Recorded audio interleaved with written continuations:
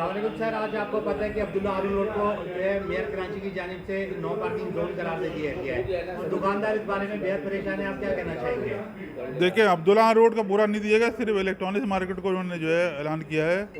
Electronics market, Abdullah road plus Aga Khan Soyam road. देखिए, अगर parking ख़त्म कर देंगे तो हमारे किस तरह कारोबार चलेगा, कस्टमर जो है किस तरह पार करेंगे। इस सिलसिले में मेरी मुतल्लिक़ अफसरान से भी बात हो रही है, कमिश्नर कराची से भी मेरी बात हुई है, आज मुलाकात हुई है, और मुर्तज़ा वाब साहब से भी बात हुई है। इंशाल्लाह उसका बेहतर हल निकालेंगे।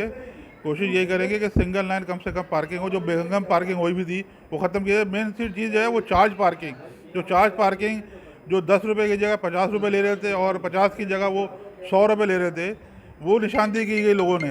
वो निशानदेही करने के बाद पार्किंग ही ख़त्म कर दी, तो ये तो ज़्यादती है।